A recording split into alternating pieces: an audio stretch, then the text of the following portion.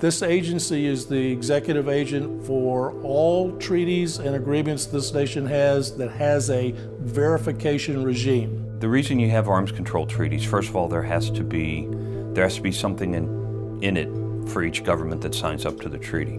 INF, Intermediate Nuclear Forces Treaty, was negotiated between the United States and the Soviet Union. Soviet Union collapsed right as the INF was coming into force, so there were still missiles in a variety of countries in the former Soviet Union. So we had Russians for the first time ever, shortly after the Cold War, arriving on U.S. soil to inspect what had been classified facilities before. At the same time, we had teams of 10 Americans going all over the former Soviet Union where their missiles were, and then because that treaty had an elimination process, we then got to watch every time they destroyed one of their missiles, and they got to come to the States and watch us every time we destroyed one of ours. We got started in that business in the INF when President Reagan signed the INF treaty in Reykjavik. And since then, it has grown over time. We manage and execute both the offensive missions in our partner countries, and we provide the escort and monitoring for foreign inspection teams that are looking at U.S. assets, whether it's in the United States or overseas. I can remember early on in the INF and the original START treaty, they were a little bit antagonistic.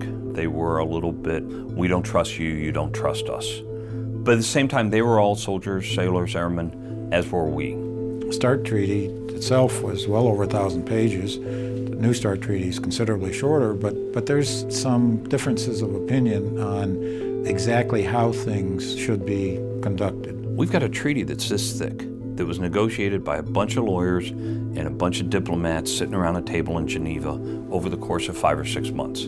Okay, we're now standing in Siberia in a blizzard, and he's going through his Russian version of it, and I'm going through my English version, because I know I've read in here I have a treaty right to do what I've said I want to do, and I find it, and I show it to him. But he finds another part of the treaty that tends to contradict that. Meanwhile, it's snowing heavier, the print's starting to run in our treaties. It's 20 below. You get the picture. So you got to build a bond with this guy almost.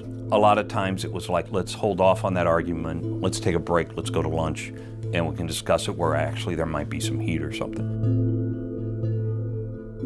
I think we were able to build a program that was built upon respect. We understood that they had red lines. They understood that we had red lines.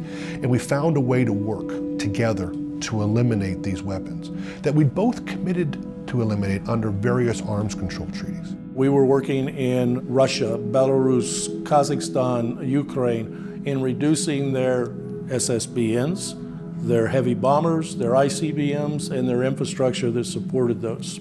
And we either eliminated them through our own destructive means, or they were moved back to Russia where it came under their counting rules there under the START and now the new START treaty.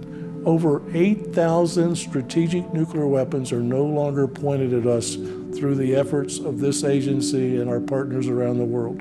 That's significant. The men and women that we have that do this stuff are professional from the moment they get off the airplane in country until the moment they get back onto the airplane and get to come home. If you walk down the hall to our on-site inspection office spaces, in the foyer is a big sign that says, "Trust but verify."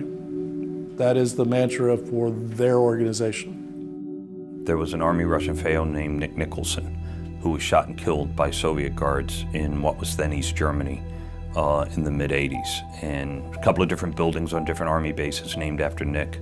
When I was in on-site inspection agency the first time in the mid-'90s, I served with 2 officers who knew Nick very, very well. And anytime the Russians came through here and did an inspection for cultural time, they always started off at Arlington National Cemetery at Nick's grave. And they would tell the story about how Nick was shot by Soviet sentries. And it wasn't just, look what you did to him, it was, Nick was there looking at a newer tank that the Russians had stationed there.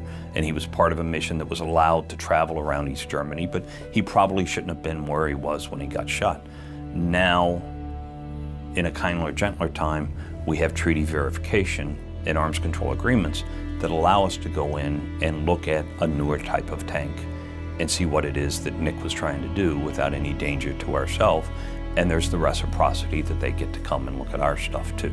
So it wasn't just a history lesson and a poke in the eye that you killed my buddy Nick. It was more of a look how far we've gone between our two nations, between our militaries, that we can do things like this.